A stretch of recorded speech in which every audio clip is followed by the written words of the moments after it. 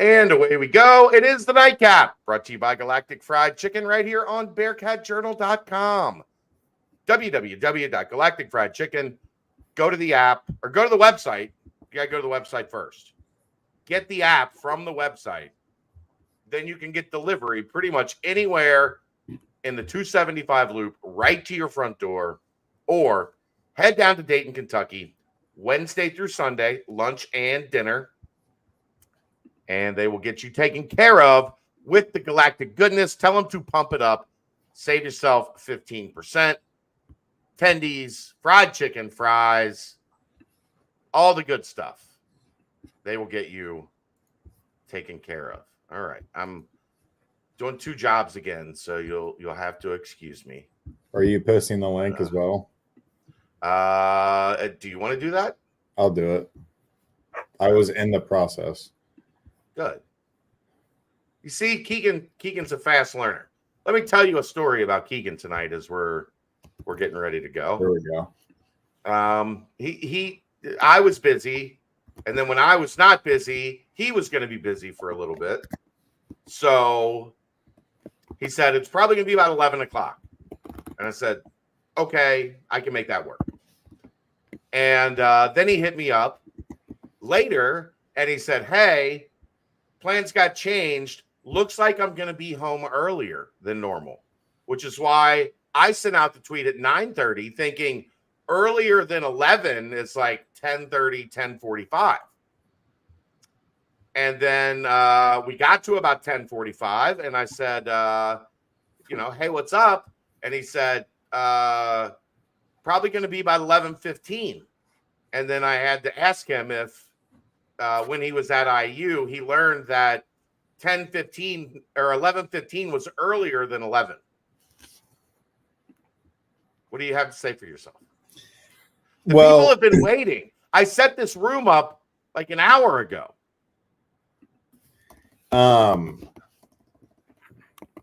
One, good things come to those who wait. So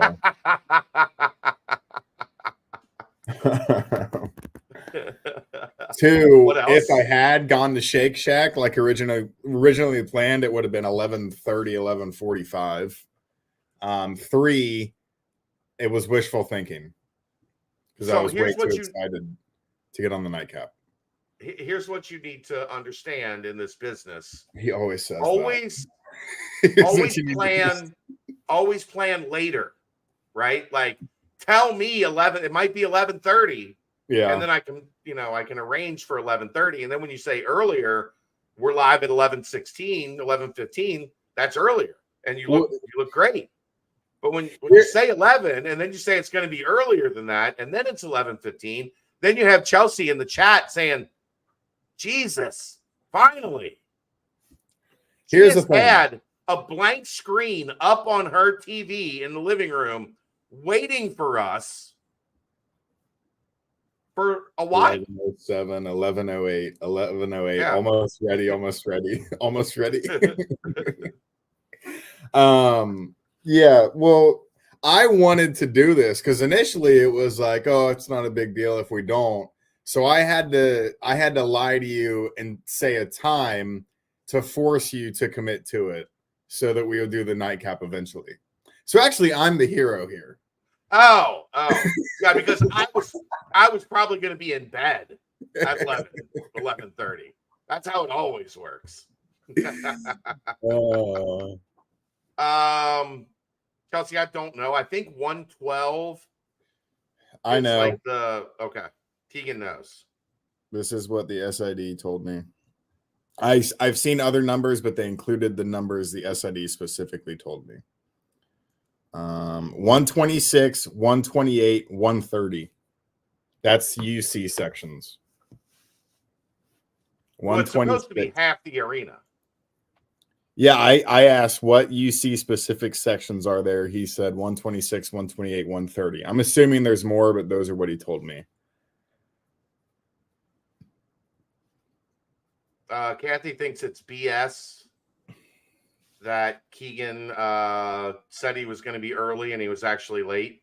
I agree, Kathy. Oh, I mean, no one hates being late more than me. That's why I was speeding home, screaming in the Cane's drive-through, waiting to get my fiance food. I'm not a big Cane's fan. I like it. The sauce is ridiculous. The sauce is good. The chicken tenders they're no Galactic fried chicken. Remember? Yes. I still need to get it. If your fiance likes, does she like spicy a little? Not at all. No. She'll have to do what Kelsey does. Kelsey takes the Galactic sauce and mixes it with the ranch, and that tames it. But their sauce, it's a Chipotle honey mustard. Do they have ketchup there? Yeah. Okay, then she'll be fine. She loves ketchup. I think she would like if you tell it Galactic sauce, ranch. They're both at the table in squeeze bottles. Mix it up. Good to go. Yeah. That's what Kelsey does, right on the tray. Ranch, Galactic sauce. And then she mixes it up with the fries. Yeah. That's how she mixes it. All right. Let's get to it. Trevor, the problem is Shake Shack is totally worth the wait, but he didn't get Shake Shack. It closed at 10. I left Kings Island at like 10:10. So I mean, I don't know why Shake Shack. Your fiance's fault because she didn't get off earlier. I don't know why Shake Shack closes at 10 on a Friday. I know they opened a week ago, so that could be why, but that's confusing to me. Some places close early. There's nothing you can do about it. It's stupid. They just, don't they know that people at Kings Island get off work at 10:10? Yeah, they should. Somewhere to eat. Yes, somebody should explain that to them. It's unreal. It really is. Chelsea, I don't. It's not that I hate Cane's. It's that the podcast is sponsored by a different chicken finger place.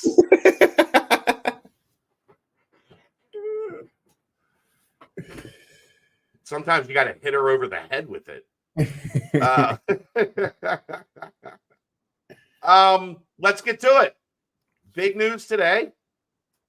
Unexpected news, as we both started scurrying about 5 o'clock when word started to spread, and then at 5:30, Attorney General Dave Yost made it public that they had essentially reached an agreement with the court. It still has to be finalized by the court, but if the NCAA and it's happening. I think I saw something that it was signed. Okay. Because I don't think UC would have posted the Jamille's playing tomorrow thing. Yeah. So he's allowed to play. He's going to be cleared for the rest of the season. Anyone seeking a second transfer waiver that is part of winter or spring sports will now be able to play.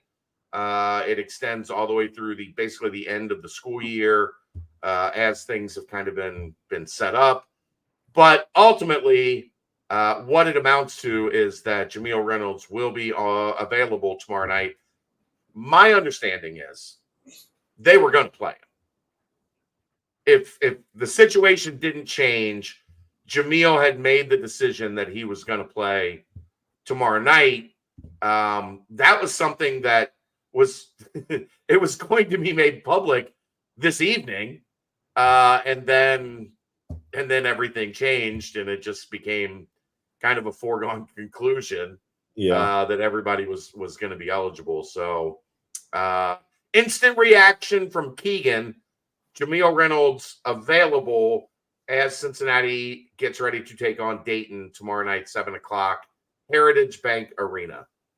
I really without the new rules, I really didn't think he was going to play. And in my opinion, I didn't think he should have, but that's a moot point because I'm not the basketball coach. But it was when I saw West Virginia announce that both of their guys were going to play.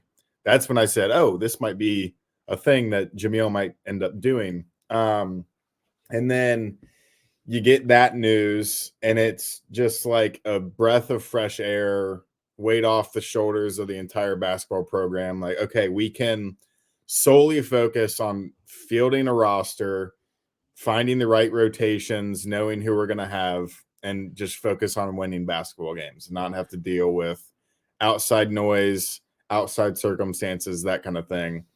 I did, which I tweeted about this, the NCAA saying this is the best outcome because it provides clarity was hilarious. I don't know how you're going to say that in a statement. In the same statement, saying the court made an unprecedented ruling and granting the 14-day TRO. It's like do they not know that's what a TRO is? You can't call that ruling unprecedented and then say, but it's a good thing and it provides clarity. You also can't call that ruling unprecedented when it's literally every TRO that's ever been issued in the history of ever. A TRO is the preliminary hearing before, like, the big hearing. Yeah. That's before the big hearing. Like, it's the little baby hearing. And they issue something temporary until they get to the big hearing. I don't know what's unprecedented about that. It doesn't make any sense to me. It's almost like they're not familiar with the law and how it's supposed to be abided by. If you watch their lawyer the other day, yes, that is, they've been getting legal advice by people that aren't familiar with the law. They've been writing their rule book apparently for all these years without people that are familiar with the law. I thought Will Wade's, I don't know if you saw Will Wade's rant. I think it was maybe earlier today or yesterday, but someone asked him about it and he just went off saying everything they do is illegal. And they're going to be, that's what we're finding out. Keep on getting taken to court by parents and kids, and they're going to lose every single time. And I think Will Wade, of all people, would know about how to deal with the NCAA in a legal battle. There's a reason he's at McNeese State, and it's not because he's a bad coach. Yeah, it is ironic that Will Wade is the we've gotten to the point where Will Wade is the voice of reason in all of this.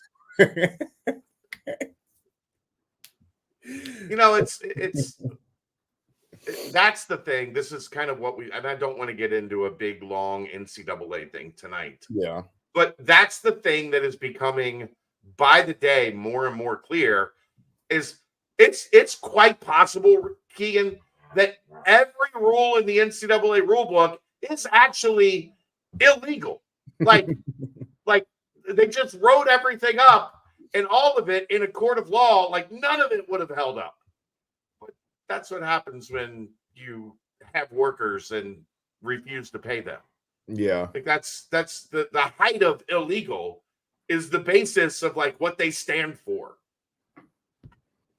Yeah. He basically said you just have to blow it up and have the players collective bargain, which I think that could get really messy. But I mean, you're going to have to get messy before you get clean at some point. I do think someone mentioned to me, like, what if a live golf thing just happened? They took the 50 Saudi Arabia came over and like, look, I wouldn't rule it. They think there's money in golf. Yeah. If those people figure out like, oh, we could make hundreds of billions on football. I was like, that is a terrifying, not unrealistic, and reality. Yeah. 1,000%. Like 2 years ago, that seemed like crazy talk. And now it's like, see it? Yeah, that makes some sense. Some rich businessman is going to take one of them to like Alabama versus LSU at Bryant-Denny, and they're going to be like, I want to get in on this. Let's see what we can do. Where do I file? Let me get some of this action. They pick up a couch cushion and then they find the money. Well, here's the other thing. They could do it individually.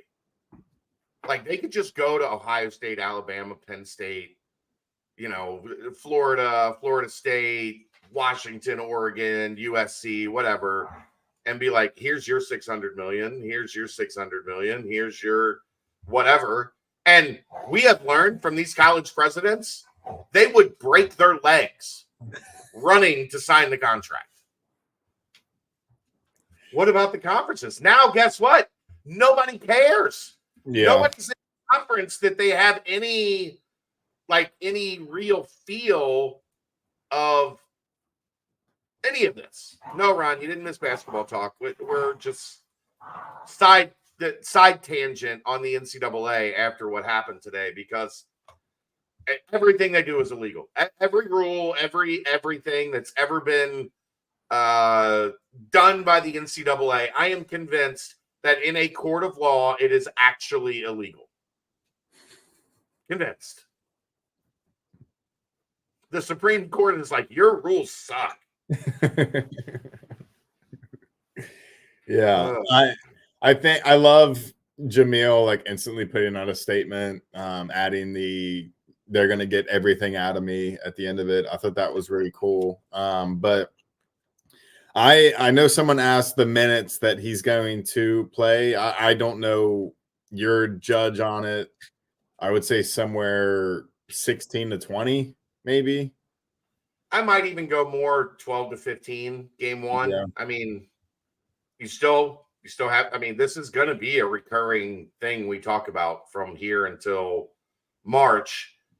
You still have Aziz to play. You still have Vic to play. Odie's still there. One of your best players. Yeah. Yeah. And you still have the desire to have a small ball group where you have, John Newman or Seamoss or somebody at the 4.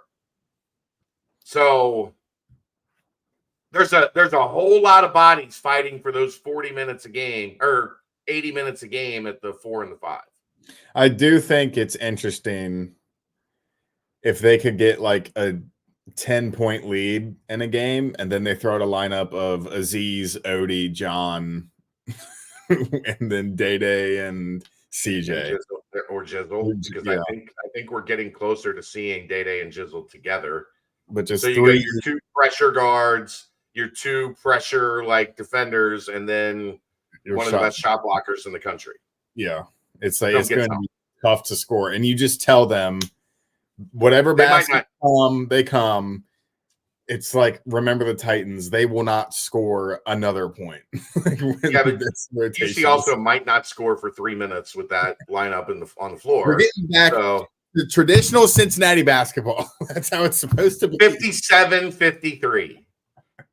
No, I'm 42-36. That's what I meant. I've been like that. There was a game against UCF that stands, or USF, sorry, that stands out, and then a game against Pitt, I think in Madison Square Garden, after UC left. I remember that game. That were 2 of the most aesthetically unpleasing games I've ever seen in my life. Like, if you looked at that tape next to the Bryant first half, you'd be like, damn, they played pretty well in that first half against Bryant.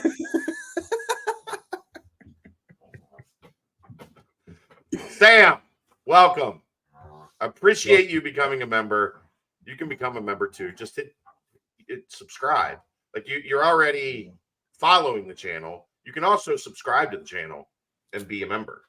And if we get enough of those, then we'll start producing a subscriber-only show that features Keegan, Brian Baker, Reagan, Brent Stein, Jeff Gentle. It'll be Keegan you'll be the leader of the pack. It'll be beautiful. It'll be beautiful. It'll be chaos, but it'll be beautiful. That sounds awful. Thanks, Chelsea. Chelsea's my biggest hater. She praised my downfall. My daughter wants you fired too. So no, maybe she's been talking to Chelsea. They do communicate. They went to a Taylor Swift concert together. Sam said the B team. That's the most disrespectful thing I've ever heard in my entire life. Oh my gosh. I'm gonna go to bed. Keegan Nickoson. Your new Twitter bio is captain of the B team. No, I still have to change it. I'm gonna change it. Transfer portal expert, some guy in the radio, and then Tom Brenneman described me as local guy done good today on Off the Bench, and I'm going to add that. Yeah, why isn't Chelsea a member? That's probably because Stu won't let her spend the $5 to become a member. Chelsea, I was in the Canes drive-thru screaming at the top of my lungs. Chelsea's in the room waiting. I have to get home and start the podcast. Give me my chicken fingers. How did the lady at the drive-thru window look at you when you did that? I mean, it was Corain, so they've seen it before. They've seen worse. Yeah. There's also a reason, John, why Chelsea's not allowed on the Bearcat Journal message boards. And that reason is because we don't want to put Chad in a situation where he has to ban his friend from the Bearcat Journal message boards. Josh still thinks you're named after the New York Knicks. Natty Ron. Mo Egger was wrong. And Natty also Ron, Chad putting his Chad putting my name on the website was also wrong. I didn't do that. Somebody at corporate did. Really? Yeah. Imagine that's just how it got. That's how it got messed up. Saying, "Hey, how do you spell your name?" Natty Ron, relax, bro. We're having fun. Yeah, Mo thinks you're still named after the New York Knicks. I almost now think your last name is Knickson. Very much not. I know it's not, but in my brain, because it's on the message board like that, and because your email is just Knickson, you're Keegan Nickoson. There's nothing I can do to stop it. Keegan Nickoson. This is awkward, Jake. Jake, you're good looking. This is awkward. That's my buddy. Very big UC fan. I'm not going to ask. I don't want to know. Awkward. Didn't know Taylor Lautner worked for Bearcat Journal. He's not that good looking, Jake. For real. For real. No, he was not in Twilight. He might have been one of the werewolves that got killed, like one of the bastards that was in the back. Yeah. Like when they all got together. He wasn't the guy in the front. Yeah. I mean, are these the people with BCJ hats that were at your engagement party? Is that what's happening right now? I'm telling them they have to chill. All right, as Natty Ron said, back to sports. We gotta distract them. Yeah, we have to distract you. Yeah, you're getting off track. My head's getting too big. Jamille Reynolds, in your opinion, how does this roster change now that Jamille is eligible? I think it obviously it just gives everyone another break, especially Vic, who's been your offensive weapon at the stretch positions. You put Jamille in there, and he's a true post-up guy who you haven't had the entire season. Vic has been good around the rim, but not necessarily backing somebody down. And when you look at all these rosters where they don't even list a center, it's just forward. When you have someone who's basically the same height as Aziz, maybe a half-inch shorter, that's just really imposing in a country and in a league where you're playing positionless basketball. But he's super athletic too. So if he has to guard a forward and just keep up with them around the rim or anywhere, he's going to be able to do it. But I just think it opens up the offense so much more, and it also slows it down to where they don't have to run the perfect play or kill everyone in transition, because they know that they can just get it down to Jamille, and it's going to be a high percentage look close to the rim. So I'm really excited to see how quickly he fits in. I know it's obviously going to be an adjustment, but I know he's lost a good amount of weight since he got to campus. So I'm guessing that's a sign that he's in pretty good condition. Yeah, I mean, there's always going to be like a level of like catching up with actually playing a game. The like, adrenaline, yeah. Like you can practice all you want, but game speed is different than whatever else it is that you're doing to replicate it. Yeah. So it's going to take a little bit. We saw that with Aziz when he first came in, and now it feels like they're getting better. But I still like. Here's something that I'm. It's going to be on Wes and the staff to navigate. I talk all the time about having to dance all the dances. Whatever game style is played, you have to be able to compete with that game style. Mm-hmm. If a team is trying to slow you down, and guess what? Tomorrow night, Dayton is one of the slowest teams in the country. They are going to try to slow Cincinnati down. You have got to be able to, one, be effective when they slow you down, because they will over 40 minutes. It will happen.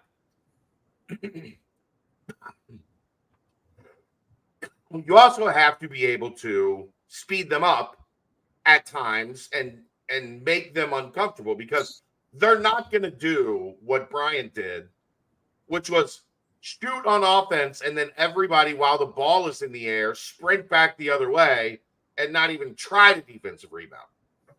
Mm-hmm. So you've got to find your opportunities, make some misses, try to beat them down the floor. Yeah. Here is my concern now. It can be very difficult if the song is the salsa and you're dancing the waltz. They have the guys to play, like you talked about earlier, the guys to play long and aggressive and attacking defense. They have the guys to be skilled. They have enough right now, I think, to press with your rim protector at the back to take care of you and whatever. They have the ability now. Like I'm excited to see Vic and Jamille play together, because I think they can play off of each other, maybe even better offensively than Aziz, because Aziz doesn't have a lot of ability to like duck in. The 4 is going to have to be out guarding Vic. That's going to give you the opportunity to get Jamille, at least in terms of against a bigger guy, one-on-one with his back to the basket. Like, I think there's a lot of opportunity there. But what you have to make sure is that you're not dancing the wrong dance. And that is a very fine line over 40 minutes a game when you're working in different groups with different strengths. It's not just, okay, this guy goes out, this guy goes in. It's what is that impact in what we're trying to do. They're a legit. I mean, somehow Josh Reed is now 11th in the rotation. And he's a guy that helps in a lot of ways when he's on the floor. Mm-hmm. So, I don't remember the last time there were 10 legitimate pieces that you felt good about playing at any given time. I don't remember them the last time they were that deep. I don't remember. Yeah, like 10 pieces that if they don't play, people are screaming, why aren't they playing? Like, they need to be in the game. Like, everyone has a legitimate case for that. I think I do like what you're saying about Vic and Jamille playing at the same time, just because Vic has flashed like good passing ability as a big. And when that 3-point shot is open for him, him being able to pass to Jamille down low just opens up the offense so much more, as I've mentioned. But even if they're both down low and they can just dare someone to guard the other one, it increases this offense's ability and unpredictability. So I'm excited to see it. I do. Crap. What was I can't remember what I was going to add to that. Dayton. That's what it was. Dayton struggles rebounding. Dayton is not a good rebounding team this season. They're not big. They have a really good center. Yeah, but he's not a big physical guy. Mhm. He's not a guy that rebounds at a high level, and they don't really have forwards that are forwards. Yeah, Shooters, play slow, shoot well, try to win, 63 to 58. so I think if you can kill them on the boards, that just leads to controlling the pace, and you're playing fast continually, and then you have to force Dayton to play your game and not the other way around. I just think the confidence that this team should play with, knowing that coming off Xavier, you had to make adjustments. You couldn't get your confidence back, like Wes said, and you obviously saw that for the first 32 minutes of the Bryant game. Now they've had Wednesday, Thursday, and today to fix all that, get it figured out. I think they had off day Wednesday, so Thursday and Friday. They did.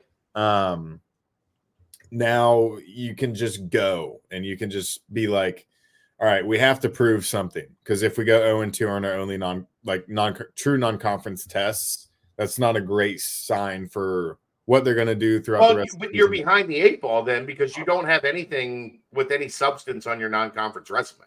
Yeah. So then I was on with Skinner tonight on WLW, and I said, if they don't win this game tomorrow, I think you have to be at least 10-8. I don't think 9-9, unless that 9 wins includes 2 top 5 road wins, which you're going to have a chance to get, but good luck. Good luck. There's a reason that most, there aren't many teams that win top 5 road games. Do you guys want to do the show? I'm kind of busy up here. Could you take it in the living room if you're going to fight? Could you go in there? You're going to have to probably win 10 conference games if you don't get this Dayton game just to get in. And you're probably going to be on the bubble at that point. So this is a big game in terms of having any wiggle room. Yeah. Because the odds are you're going to need as much wiggle room as possible when trying to play through this league schedule. It would be a quad 1, right? At this point, I think it's right. What are they in? Net. I think 50 is the neutral site line for quad 1.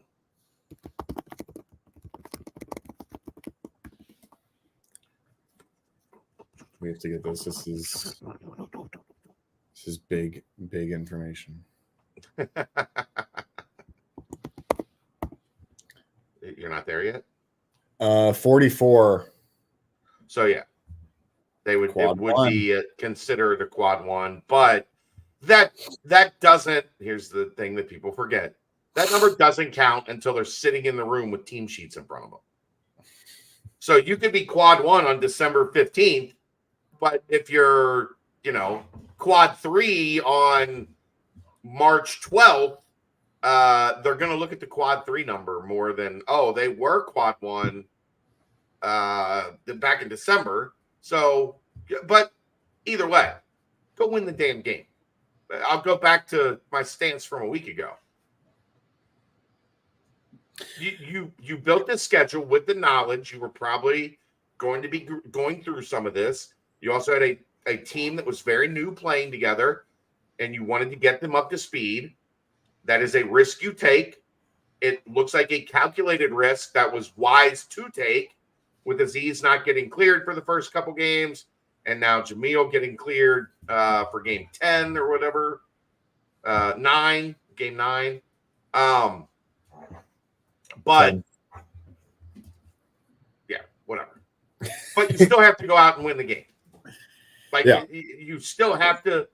If you're only going to have 2 of these, and I think they were hoping at the time Georgia Tech would look better, and maybe as they go through ACC play, although that league don't look great right now.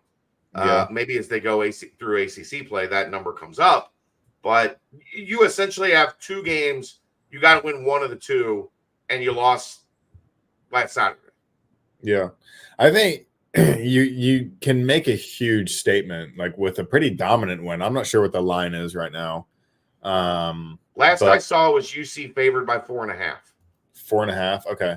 Yeah, like a 10-point win, just a comfortable win. And, maybe Jamille has 10 and 7, 10 and 8 rebounds. I think just showing what that plug and play does screams to other teams, and especially in the Big 12 of you're going to have to prepare for all these completely oversized guys, and then also a true freshman point guard who can strike at basically any time. One and two guys that shoot the shit out of it on the wings. Yeah. And they got one guy that's taking like 6, 7 threes a game and hitting over 50%. And another guy that's at like 3 or 4 threes a game and hitting at 60%. Like that can change the momentum of everything. Go back to Saturday against whatever. UC's up 3, one guy gets hot, and they're down 8. And you can't allow somebody to do that to you with, just a flamethrower 5-minute segment, and all of a sudden the momentum of the game changes. Still 4.5, 140.5 total. Yeah, both of those make sense. Skinny was probably looking at Ken Palm. That's one of the problem with this, guys. It depends on what you're looking at in terms of where they fit in the counting metrics. And if one team's 44 somewhere, guess what? They're probably going to be 54 somewhere else. And if they're 54, it's quad 2. If they're 44, it's quad 1. So it's all with a grain of salt, because there's 8 different ways to look at like what the number is. Net is supposed to be like the top of the board measuring tool, but yeah. You think West is going to sleep good tonight? No. He's got a game tomorrow. He's the head coach with a big game tomorrow. There's 0 chance he sleeps well tonight. Yeah. Anything else you want to talk about? What else you got? What else do I have? I don't know. That's why I asked you. I mean, they're teasing a football commitment tonight. Hopefully, got the Kerry Combs is excited about this one. So hopefully it's a defensive back. Yeah. Because they have not gotten one of those yet, and they need to. They need 4 or 5 of them, probably. Kerry seemed pretty stoked about whatever the news might be. Yeah.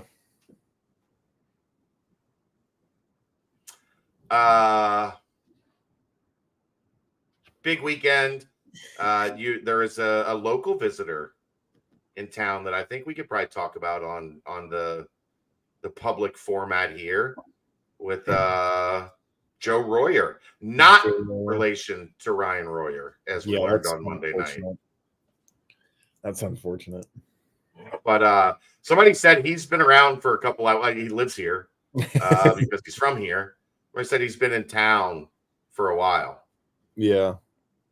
Tight end. I know he's a good blocking tight end, which is something that they've been looking for. Talk for a minute. My dog is at the door barking at me, and I don't want him to piss or shit inside the door. So I'll be right back. Yeah, I think when I initially put, someone had said like they need to add multiple tight ends, and you guys can comment and give me your opinion on it because I've disagreed with most people. But they said like this team is desperate for a tight end to add to the room. And I kind of disagreed because, I mean, you have Joey Belgian coming back, a veteran guy who played at Western Kentucky in a high-powered offense, was a starter there, had a lot of success with Bailey Zappi and Austin Reed. I think Austin Reed is his quarterback as well. And then you have Peyton Singletary, who's a young kid who's proven that he can be relied upon, blocking, being in the right place at the right time. I can't remember a time where you were consistently featuring 3 tight ends at one time. So I don't know if it's if a need is someone who's going to come in and have 400 yards and 25 catches and 4 touchdowns, I think Joe Royer, if you're able to bring him in, is a good blocking tight end who can be an extension of the offensive line and just beef up your running game even more with Corey Kiner and now Evan Pryor. Played with Luke Kandra, so he has that connection. Elder kid. So he had a rocky time at Ohio State. He struggled with an injury. I think he missed a lot of time with injuries, and that's why people are kind of skeptical because he's basically hasn't recorded a stat, maybe 5 yards through his career at Ohio State. But I know the staff is high on him, and they really like his talents and everything he can provide. So that I think that would be a good get, and it just adds depth. But I don't think it's a desperation thing to add a tight end to this team, especially with Belgian and Singletary. I know you lose Shaman, who had some good moments and some bad moments, but it's all going to be time will tell of what they're going to do at the tight end room. Yeah, they added Micah Coleman, defensive end. I'm basically vamping here if you guys can't tell. Micah Coleman, defensive end from Eastern Michigan, and then you get Brendan Sorsby, Evan Pryor. Now it's looking, I think things could get pretty busy here in the upcoming week, adding multiple positions. So make sure you stay tuned. Subscribe to Bearcat Journal. Get in the VIP visitor portal thread, in the transfer portal thread. You got to learn to talk. You got to learn to burn time. Not a veteran like you, dude. I remember I went to Indiana. They don't teach me time. No, they taught you journalism. They didn't teach you mic work. Which is, that's what I'm here for. We're at a point where decisions are going to start being made like nationwide because it's Sunday at midnight, Monday morning is a dead period all the way through to January 3rd, I think. I'll look. So visits are done. Guys are going to have to be in decision-making mode because everybody wants to, when this round of musical chairs stops, everybody wants to be enrolled for the winter semester because that means you can be a participant in spring football, which generally starts the last week of February, the first week of March, somewhere in that vicinity. So that's kind of the clock, the timeline that we're working with is that, guys are now gonna be in a position where, okay, I've taken a couple visits. I've got the information I need. It's time to make a decision for the guys that are still, out there. I believe it's to January 2nd. Yeah, so the 3rd is the 3rd is when it opens back up. Yeah. Can coaches still contact recruits? Yeah, I believe there is. I don't want to say for sure. It's a dead period. I don't want to get out over my skis on the level of contact that can be made with transfers. That's a whole new world, Josh. They no visits though. Players can once Monday morning hits, players cannot visit, and I don't think coaches can go see them either. I'm not sure if they're allowed to do phone calls. I'd have to look, and I don't feel like it right now. I still think they get a wide receiver, yes. Think Lichty stays. I think if he wasn't going to stay, where would he be? I mean, maybe that's still a decision that's made before the portal closes. But the longer, especially as a quarterback, man, you can't wait. Like if you're going to pull that trigger, you pull it, and you get on the market as early as possible, hoping that someone sees, you and says, "Okay, we want you to be our guy." Yeah, and then the longer you wait, you end up in a situation where the program is kind of desperate for a guy instead of carefully you're our guy selecting. Yeah, like UC did with Sorsby. So, I I can't see a case where he stays just from my vantage point of I know he wants the job. And I think UC has kind of made it clear that Brendan Sorsby is going to be the guy going into camp. And there's going to be a competition because there's going to be a competition. That's how it works. Yeah. He could also just love Cincinnati football, love their program, love Coach Satterfield and Coach Thomas, and he genuinely enjoys being here. But I'm not sure. I mean, a lot of it is, business decisions, Keegan. These are all business decisions these days. Every single one of them. Every single one of them. I mean, maybe not Dante Corleone. I guess maybe there is some exception to the rule because it seems like you couldn't run him out of Cincinnati with like a flamethrower. Like he's not. I'm not leaving. Like that's Dante Corleone to Cincinnati. He might not play in the NFL until the Bengals have his rights. He just seems like that type of dude. Like I'll sit out my rookie contract, become a free agent, and then I'm going to sign with the Bengals. Yeah. Thoughts on threats to UCF? Good for him.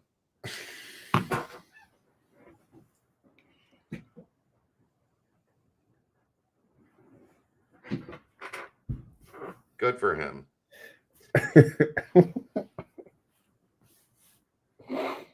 Natty Brown he wants Don Corleone to be a Bengal. Oh gosh. Yeah. There's something I don't know. Never mind. I'm not going to. Did they play UCF next year? Yeah, I think there's only 1 year over the next 4 they don't. And then they play Colorado next year as well, right? Yes, at Colorado, I believe.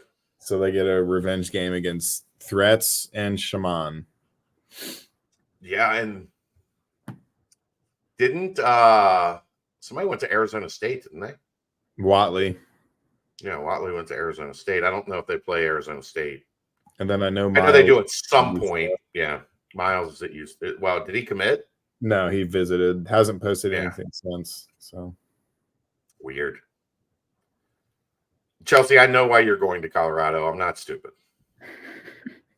The scenic views, best college town. What are you talking about? Yeah. No, you don't know Chelsea well enough yet. I think I can infer. It's the Taylor. They have a burgeoning bootleg Taylor Swift market. That's why Chelsea wants to go. Chelsea is who went with Kelsey to Taylor Swift. I remember seeing her at the Cincy Light launch party. Yeah. I can get any weed here now, man. They're the OGs in Colorado. Like they know what they're doing. And the government in Ohio was trying to make you get really bad weed here in Ohio now. Man. Get attitude with me, young lady. Smack you right through that TV.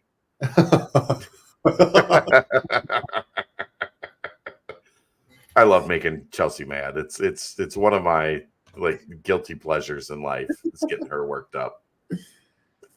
I don't know. I don't have a whole lot else. Do you? Not really. I'm very excited for tomorrow. I think I'm expecting a pretty packed house. I've never covered a game there. It's not fun, but I will tell you this. It will be a lot better than in previous years because what they would do in previous years, Keegan, is they would carry tables, just like fold out leg tables, up into the second deck and have us sit in the seats that were there already, like the normal seating for fans.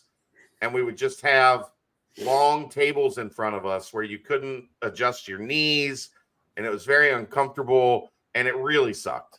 Like, I don't, I hate being a guy that complains about his free seats. But it was just a bad setup. I survived. It was okay. But yeah. We're going to be on the floor tomorrow, so that'll be good. Did you get your approval email? Okay, then you're good.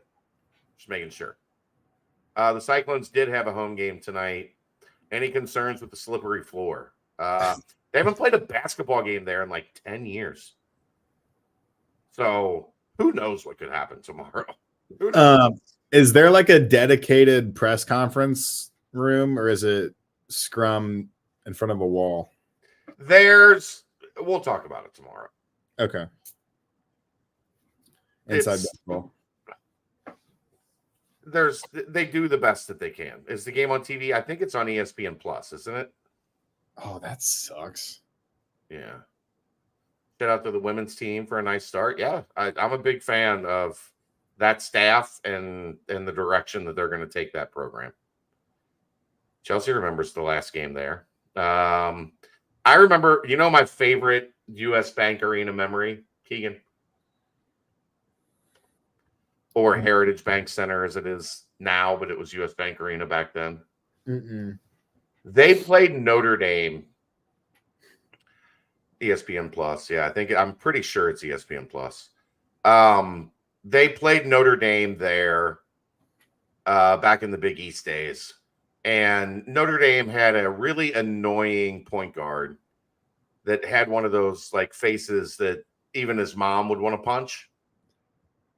And he got into it at midcourt with a guy named Steve Toyloy. Do you remember Steve Toyloy, Keegan? He was one of the early Mick guys. And Steve Toyloy was about 6'8", 260 pounds. And I wanted to see this point guard try to fight him. Because Steve Toyloy, like we literally would have watched a man get murdered live at center court of what was then the U.S. Bank Arena.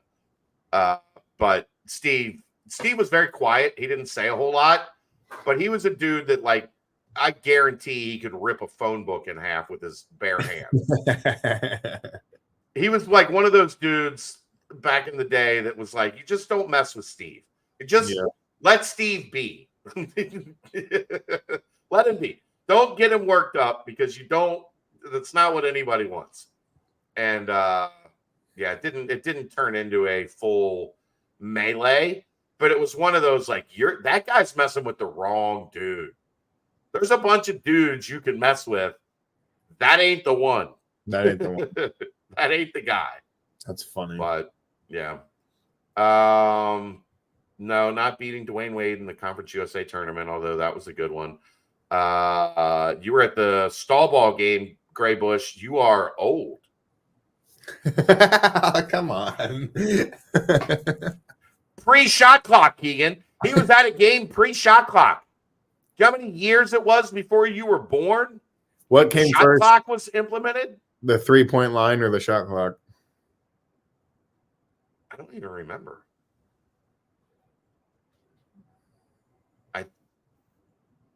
I want to say the 3-point line.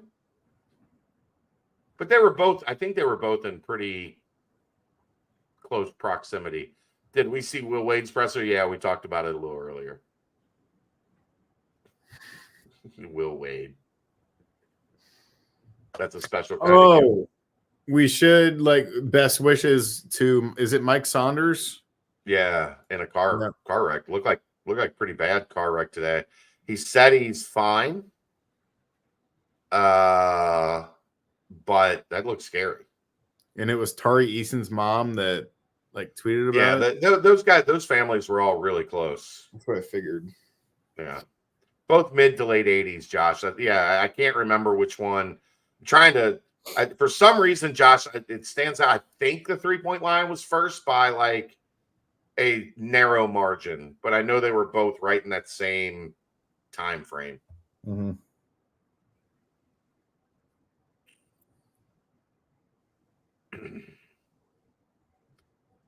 You'll be on the radio for the game, Natty Ron. Just get ESPN Plus, man. You're going to need it. It's a couple dollars a month. You're going to need it for Big 12 play. There's going to be a lot of it on there. So it's worth it. All right. Let's call it a night. Keegan's tired. It's way past his bedtime. He's got a belly full of canes, so he's probably ready to take a nap. Food coma. And get ready for what's your Cane's order? You go 4 or you go 3? I used to go 4. I'm on a little bit of a. I've been on a diet for a while, so I go 3. You know what Kelsey does? What? She gets 3, and then she gets 2 extra pieces of bread outside of the piece of bread that you get, and makes like fold up like Texas toast tacos with the chicken finger, the bread, and the sauce. She doesn't do fries on it too? I think she just eats the fries. You gotta do fries on it. Yeah. Well, you can probably save money if you get the 4 and then you substitute the bread for the slaw, and then you can get an extra cane sauce. It's about the same price. It's still about $15 for chicken tenders and bread. That's grumpy dad. Do we really have to spend $15 at a place where you get chicken fingers that are the size of an actual finger? But that's neither here nor there. Quality since I started eating it in high school. Has your wonderful fiance made it through the show? No. Or did she walk away? She walked away a long time ago. She sat down for the beginning and was like, this is interesting. And then like 8 minutes in, she was like, I've got stuff to do. She's like, who's Will Wade? Just goes. I got to let the dogs in. Okay. All right. That's going to wrap it up. Thanks to everybody for joining. You guys are the best. We will see you soon. That is the Nightcap. Brought to you by Galactic Fried Chicken. Right here on BearcatJournal.com. See you.